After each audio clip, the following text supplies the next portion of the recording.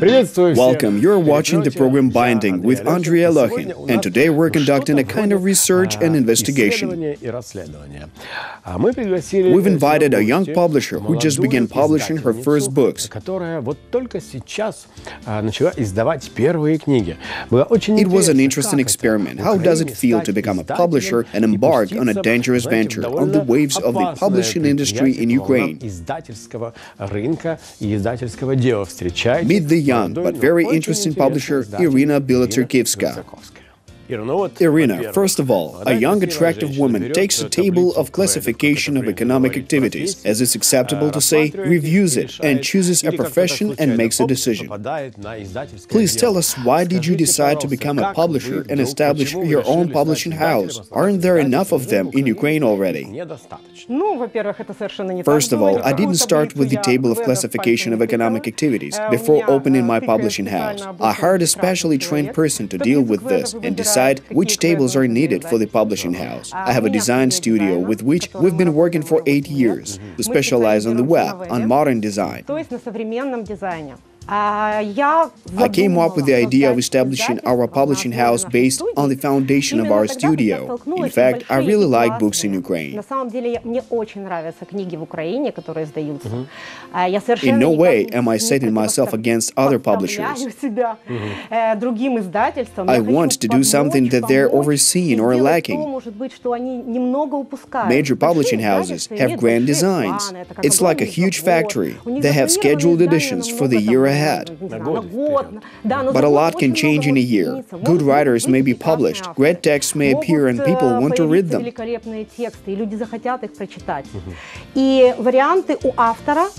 And writers have many options to publish their works, like Serhiy Saigon on Facebook, to publish an e-book, or to publish a simple book. The main thing is its attraction for readers, because authors write so that readers read.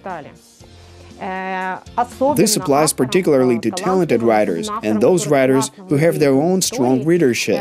It's important for them that people know and read their works. But there's the second issue, which I faced when I was working on the design on Serhiy's book. We then understood that if an author writes, there must be money to live on. If they cannot earn a living from writing, then they have no choice but to go and work on some construction site and to write between laying bricks. And writers have to write at night time, which either leads to neurosis or they simply quit writing. But they continue laying bricks, and it's logical, because they have to survive. And readers suffer from this. They do not have good materials to read, they don't get a buzz from them, and they no longer enjoy reading. I'm an aesthete in terms of reading. I thoroughly enjoy reading. Actually, we go to the movie theater for the sake of the film, and we go to the theater for the atmosphere. A book is about all of these emotions. I can say that many writers have already visited Binding, but I can count on the fingers of one hand those who truly leave their creative works. All the rest of them consider writing only something additional. They write sometimes to their own detriment, ignoring their own feelings because they cannot help but write. But unfortunately, you are absolutely right that everyone in the world suffers from this, and first and foremost, readers. So how to be? We launched our small publishing house thanks to Serhiy Saigon. He tried persuading me for 2 months that it is necessary to start publishing books in the future. For this very reason, our classic book, Hockey Mud, turned out to be really cool, and I am very pleased with results. I mean, the book is a product that serves as a brick in the wall of our house. I decided that if such a small publishing house could quickly react to demand on the market and offer its services, then it would be able to help writers by openly discussing with them the possibility of earning some royalties for their works. Such an issue is rather intimate, of course, in any case. In my opinion, this issue is difficult for a creative person to articulate and agree with, and we help authors with this. That is, we discuss their vision of their own book, their royalties from this book, and ways of effectively promoting it so that brings in some revenues. We fully cooperate with all authors in this process. By the way, we will now probably talk about mutual relations between a publishing house and an author, royalties for authors, and tax policy regarding the printing and publishing of books.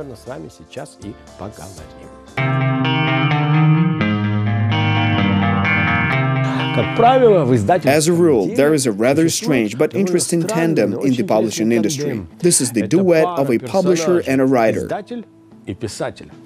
Sometimes they pursue completely different goals, but they engage in one common matter, and relations between them are always very complex. I think it will be quite interesting to hear the point of view of our guest regarding this topic on this evening's program. The so-called corrupt duet of a publisher and a writer is a common phenomenon in Ukraine, as it was in Hollywood of the 1920s, the Paramount girl and the Metro-Goldwyn-Mayer girl. And we also observe a publisher-writer tandem, where both sides want to make money, but their relationship is usually quite complicated. And in your opinion, how do you need to build relationships to provide readers with good books that are truly worth reading? What is so difficult in such relationships that prevent them from living and working? I build relationships just like I do in life. I build my relationships with writers just like lovers do. That is, I'm fascinated by their talent and their text. And I want to produce for them a book as they feel it should look and be readable. It should not be a product which we can earn more money on, rather a product that is like a writer's dream come true. But if a writer dreams of a book that from your point of view as a publisher will not sell as well as you had hoped, and you must try and convince the writer that some changes must be made that may run counter to their vision, will you do that, or will you meet them halfway and agree to do it the way they want it done? We discuss all matters. In my opinion, problems generally arise in human relations when people do not communicate with one another and do not speak about their personal feelings. When it comes to writers, it is exactly the opposite. We talk about everything with one another. There are things that are particularly important for them. If money matters more for them, we at least consider how more money can be earned with minimal costs. But if a writer wants to put their book on the same shelf as their idols from childhood, then it should be of the highest quality. It should contain high-quality illustrations. It should not evoke some kind of discrimination against them, let us say, on the part of world classics. And for this reason, this particular issue is very important for me. I discuss with writers right from the start how they think what a book should be about, what royalty they want to expect, and how they will participate in promoting their book. Seen as it is in the stage of publication by our publishing house. We plan to publish only 10 books a year. We're not in a hurry. We do not want to put out books in large volumes, and we do not want to release some million copies on the Ukrainian book market. We want to put out 10 books of the highest class that writers will be astounded by, and readers will be drawn to them like nails to magnets. Well, but if it's a small, mobile publishing house like a little bee that responds to challenges, you probably should have some kind of niche. Because if it's everything at once, then you can get lost. Publishing is like an ocean. How did you imagine it? We will have something that no one else has got. What exactly? I think it's something like that. But as I've already said, it is very important for us that a book is beautiful, so that we can bring our design experience, our illustration experiences, with which we worked abroad, to a book product and make it modern. But keep all these traditional things for which the book is loved by readers. And so we make books beautiful. We work a lot on design and illustrations. You will see the things we're doing now and what we're going to do. I want to say that one world-famous illustrator turned to us so that we could produce his personal book together. And for us, this is a big indicator.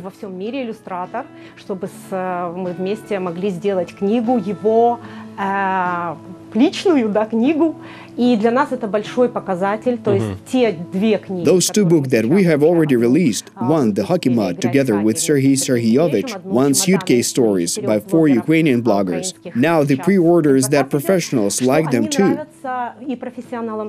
This is a very important point for me. And the second extremely important thing for me is that we work with Ukrainian writers, with Ukrainian bloggers who also take part in promoting their own books.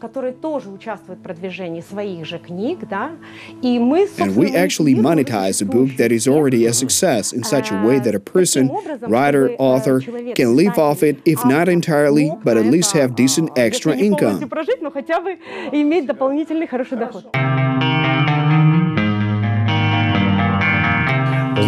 You know, the current trend is to publish bloggers. They arrive in literature right from the social network, but a blogger and a writer are not the same thing. Bilotserkivska was not afraid and found a great solution. She took several bloggers, selected their best bits, and put it all together into one collection. It was a very unusual collection united by a common idea. And she then had a book that had the right not only to exist, but also to achieve readership success. Ira. It's such a huge pleasure for us to be the first program in Ukraine, the first show in which people will see the famous suitcase stories that nobody has seen yet, because you've brought us the very first signal copy. While the fact the book is very unusual speaks 1,000 words, the unusual design and the idea itself. These are what the suitcase stories are about. Please tell me all that you can. I'm all ears, and it's not only me. So let us continue. So, well, first, here's the book, Suitcase Stories, because it's for the road. Suitcase Stories, because it's for reading somewhere where other things are simply not suitable, for example, on the beach, on a plane, or a train.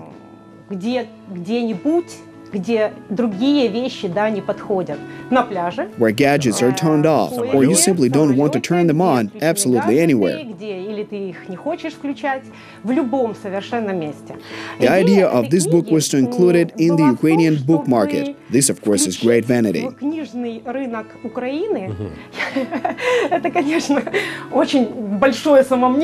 Well, that's okay.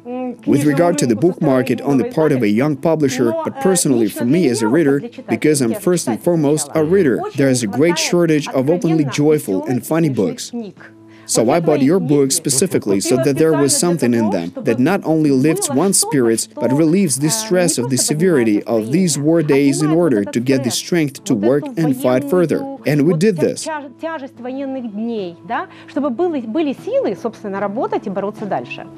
We decided to create a book with those bloggers who are either already known for raising the tone of the nation or have such potential.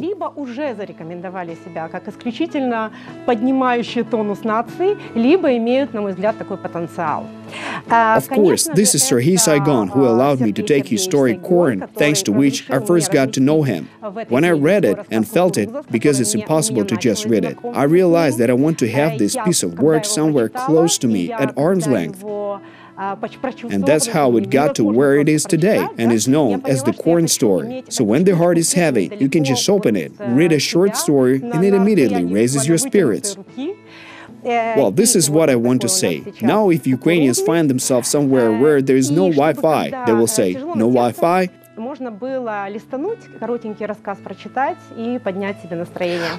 we have suitcase stories? Yes, we do. I mean, what makes us turn off from the world and simply read? What bloggers are out there, and what are the stories like? What kind of format is it? Here, of course, is the enchanting Olena Monova. Many thanks to her. I don't know if she watches this program, but I will never get tired of telling her thanks for 2014, when she was one of those people who didn't allow me to go crazy with fear. And this is the least I can do for her. Show people how incredibly beautifully she writes.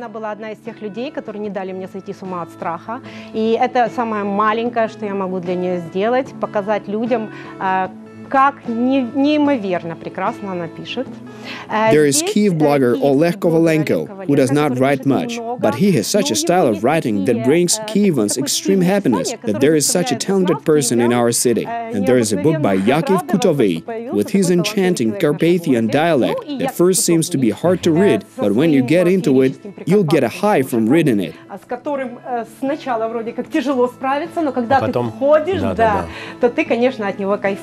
The format of the book itself is especially designed for those who are on the road.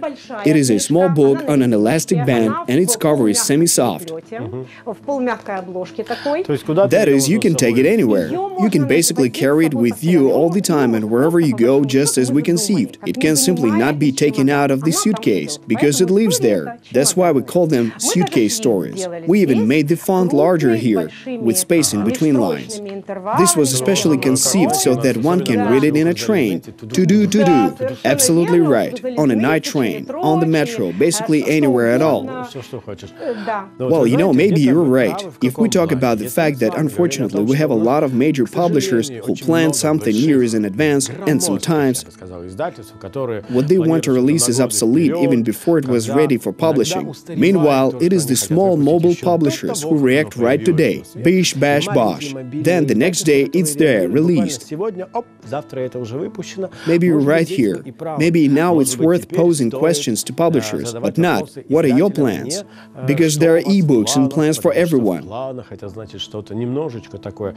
Maybe we should say that a publisher's plans are what will be needed in just a few days' time, and we will make sure that these plans will be executed. Ira, thank you very much. It was terribly interesting, and I hope we will see you here in our studio again when the next book is released. With great pleasure. Thank you very much for inviting me.